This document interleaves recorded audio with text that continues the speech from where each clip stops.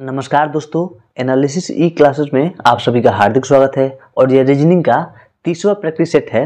इसमें रीजनिंग के 10 ऐसे इंपॉर्टेंट क्वेश्चन लेके आए हैं जो आप सभी के एग्जाम में कई बार स्पेसिफिक क्वेश्चन पूछ चुके हैं।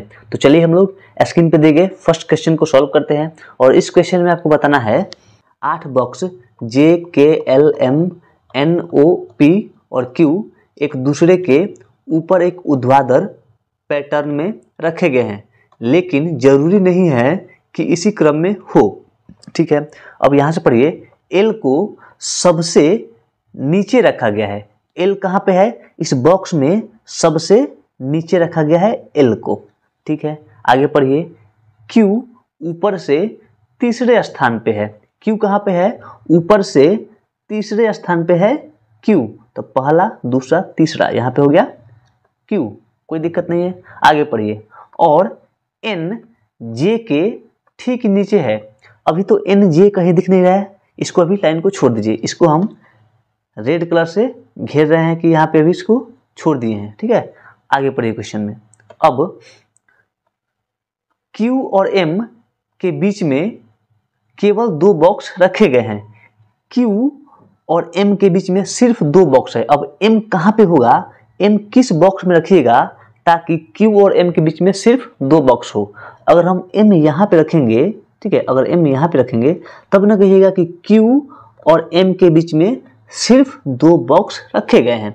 तो हमारा ये लाइन कंप्लीट हो गया। आगे पढ़िए। K को M और N के बीच में कहीं रखा गया है और O Q के ठीक नीचे है। Q के ठीक नीचे कौन है? O है। तो Q है मेरा यहाँ पे, तो Q के ठीक नीचे है O। ठीक है, अब देखिए क्वेश्चन में यहाँ पे हम लोग क्या छोड़े हैं। क्वेश्चन में बोला है K को M और N के बीच में कहीं रखा गया है।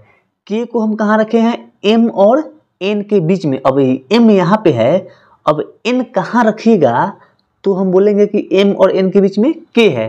अगर हम N को यहाँ पे रखेंगे तब न कहिएगा कि M और N के बीच में K कहीं रखा गया है। ठीक है, अब देखिए, अब हम लोग एक लाइन छोड़े थे, कौन सा? N J के ठीक नीचे है। J के ठीक नीचे कौन है? N है। अब देखिए, जब N यहाँ पे है तो J के ठीक नीचे कौन है? N है। बचा हमारे पास सिर्फ एक बॉक्स। पता कीजिए कौन सा? J हो गया, K हो गया, L M N O और P Q। P अभी हमारा बाकी है। P कहाँ पे होगा? यहाँ पे होगा। ठीक है, P बचा है ना, तो सिर्फ P हमारा नीचे से सेकंड नंबर पे। क्वेश्चन में क्या पूछा है? क्वेश्चन में पूछा है नीचे से दूसरे स्थान पे कौन सा बॉक्स रखा गया है। तो नीचे से दूसरा स्थान पे कौन सा है? हमारा ये वाला बॉक्स है। ऑप्शन नंबर डी इस क्वेश्चन का करेक्ट आंसर होगा। दी गई श्रृंखला में प्रश्नवाचक चिन्ह के स्थान पे क्या आना चाहिए, यानी यहाँ पे कौन सा लॉजिक लगाएंगे तो यहाँ पे प्रश्नवाचक चिन्ह के स्थान पे हम लोग करेक्ट नंबर बनेंगे। आपके सामने 4 ऑप्शन दिया गया है। कैसे इसको बनाएगा? तो सिंपल सा हम लोग सोचते हैं, जैसे यहाँ पे नंबर लिखा गया है, क्या 3 का 9 कितना गुना है? तो 3 गुना है। 9 का 45 कितना गुना है? तो 5 गुना है। 45 का ये कितना गुना है? तो अब देखिए, जैसे यहाँ पे कितना का डिफरेंट है? 2 का डिफरेंट है। तो यहाँ पे 3 5, तो यहाँ पे क्या होना चाहिए? 7 होना चाहिए। अब 45 का 7 गुना 261 होता है क्या? बिल्कुल नहीं होता है। तो हमारा यहाँ पे ये मल्टीपल का लॉजिक काम नहीं करेगा। अब यहाँ पे हम कोई दूसरा तरीका ढूंढेंगे। अब यहाँ पे कौन सा लॉजिक लगाइएगा तो हमारा यहाँ पे ये सीक्वेंस बनेगा। अगर हम 3 में करेंगे 9 से, कैसे लाएंगे? तो अगर हम इसको करते हैं गुणा 3 गुने 6 माइनस 9, तो 36 18, 18 माइनस 9 कितना होता है? तो ये होता है मेरा 9। ठीक है, अब यहाँ पे आइए। अब 9 में कौन सा लॉजिक लगाएंगे तो 45 आएगा। तो ऐसा करते हैं, यहाँ पे हम इसके लिए करेंगे 9। ठीक है, यहाँ पे देखिए, यहाँ पे नीचे आते हैं। 9 गुने 6, तो 9 6 54। 54 में से 9 माइनस करेंगे तो कितना आएगा? 45। ठीक है, अब हम यहाँ पे करेंगे 45। ठीक है, 45 का 6 गुना माइनस 9, तो 45 का 6 गुना कितना होता है? तो 45 दूनी 90, यानी 9 तिया 27, 270 माइनस 9 कितना होगा? 240। 261, ठीक है। और फिर 261 में सेम लॉजिक लगाएंगे, यहाँ पे कितना 261 गुने 6 माइनस 9, फिर ये कितना आएगा, ये आएगा 1557। और फिर सेम लॉजिक यहाँ पे हम लोग लगाएंगे 1557 गुने 6 माइनस 9। अब हम पहले 1500 का 6 गुना कितना होता है, तो 15 छक्की 90 यानी 9000, ठीक है। अब हमारे पास बचा मान लीजिए 50, तो 50 का 6 गुना 300 और 7 का 6 गुना 42, ये हो जाएगा 2 4 3 9, 9342। माइनस कितना करना है 9, 9333। ऑप्शन नंबर डी इस क्वेश्चन का करेक्ट आंसर होगा। आगे बढ़ते हैं नेक्स्ट क्वेश्चन में। अजय अपने कार्यालय से चलना शुरू करता है और पूर्व की ओर 3 किलोमीटर चलता है, ठीक है। अजय जो पर्सन है वह मान लीजिए कि इसका कार्यालय यहाँ पे है और पूर्व कहाँ पे होगा, ये आपका डायरेक्शन हो गया, ठीक है। यहाँ पे होता है पूर्व, ये होता है पश्चिम, ठीक है। ऊपर होता है उत्तर और नीचे होता है दक्षिण, कोई दिक्कत नहीं है। क्वेश्चन में क्या बोला है कि पूर्व की ओर 3 किलोमीटर ड्राइव करता है। अब पूर्व कहाँ पे है, पूर्व मेरा यहाँ पे है, ठीक है। इस तरीके से तो पूर्व की तरफ जाता है कितना, मान लीजिए 3 किलोमीटर, ये मेरा पूर्व है। पूर्व यहाँ पे गया 3 किलोमीटर, ठीक है, यहाँ पे आ गया। अब यहाँ पे आने के बाद फिर वह दाएं मुड़ता है, दाएं मुड़ता है कितना, 4 किलोमीटर ड्राइव करता है। अब यहाँ से जब यहाँ पहुँचा 3 किलोमीटर पे, तो यहाँ से दाएं मुड़ता है और 4 किलोमीटर ड्राइव करता है। दाएं का मतलब क्या होता है, क्लॉकवाइज, ठीक है, क्लॉकवाइज। तो दाएं हमारा मुड़ेगा यहाँ पे 4 किलोमीटर, ठीक है, यहाँ पहुँच गया। इसके बाद फिर बाएं मुड़ता है और 5 किलोमीटर ड्राइव करता है। अब यहाँ से वह बाएं मुड़ता है 5 किलोमीटर, तो बाएं कहाँ पे होगा, इस साइड में होगा 5 किलोमीटर, ठीक है। अब फिर वह बाएं मुड़ता है और 3 किलोमीटर ड्राइव करता है। अब यहाँ पहुँचा तो यहाँ से फिर वह बाएं मुड़ता है कितना, 3 किलोमीटर। तो मान लीजिए पूरा लेंथ है कितना 4, तो यहाँ पे पहुँचेगा 3 किलोमीटर, ठीक है। अब आइए यहाँ पे पहुँच गया। अब क्वेश्चन में क्या बताना है, और एक दुकान पर रुक जाता है। मान लीजिए कि यहाँ पे दुकान है और यहाँ पे रुक गया। अब उसे दुकान से अपने कार्यालय तक पहुँचने के लिए किस दिशा में ड्राइव करना चाहिए। अब यहाँ पे उसका कार्यालय कहाँ पे है, उसका कार्यालय यहाँ पे है, ठीक है। यहाँ से वह चला था, अब यहाँ पहुँच गया, तब कार्यालय पहुँचना है तो कैसे पहुँचेगा, तो यहाँ से पहले सबसे पहले जाएगा उत्तर की तरफ जाएगा। तो पहले गया उत्तर, उसका कार्यालय कहाँ पे है, तो कार्यालय इसका है यहाँ पे इस साइड में है। तो उत्तर, जब उत्तर चला, ठीक है, उत्तर गया और उत्तर के बाद गया पश्चिम की तरफ, ठीक है। अब यहाँ से वह मुड़ गया यहाँ पे, तो उत्तर और पश्चिम क्या होगा, इस क्वेश्चन का करेक्ट आंसर होगा ऑप्शन नंबर सी, कोई दिक्कत नहीं है। आगे बढ़ते हैं नेक्स्ट क्वेश्चन में। एक निश्चित कूट भाषा में ब्लू को 1542 के रूप में लिखा जाता है, ठीक है। BLUE, ब्लू को क्या लिखे हैं 1542, ठीक है। और एबल को 1745 के रूप में लिखा जाता है, ABLE।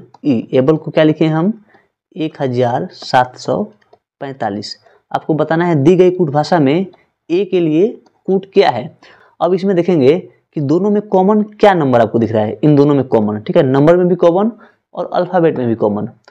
तो देखिए यहाँ पे देखिए, इसमें क्या है, बी है, इसमें भी बी है, एल है, इसमें भी एल है, यहाँ भी ई है और यहाँ भी ई है।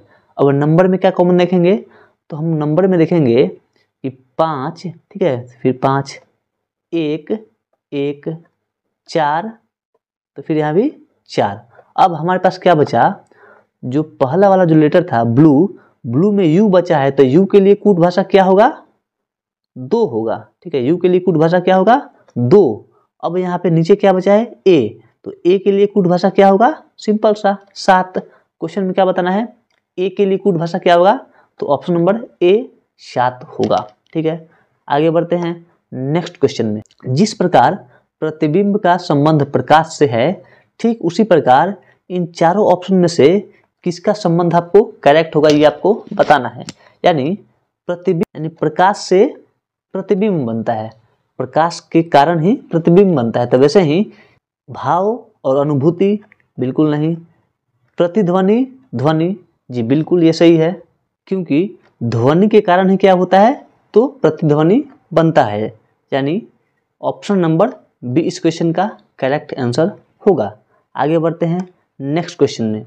इसमें आपको बताना है अंग्रेजी वर्णमाला क्रम के आधार पर दी गई श्रृंखला में प्रश्नवाचक चिन्ह के स्थान पे क्या आना चाहिए। ठीक है, इसको कैसे बनाइएगा। अब जैसे यहाँ पे लिखा गया है CNTFQU, अब यहाँ पे देखिए कौन सा नंबर कंटिन्यू है। जैसे यहाँ पे लिखा है TUVW,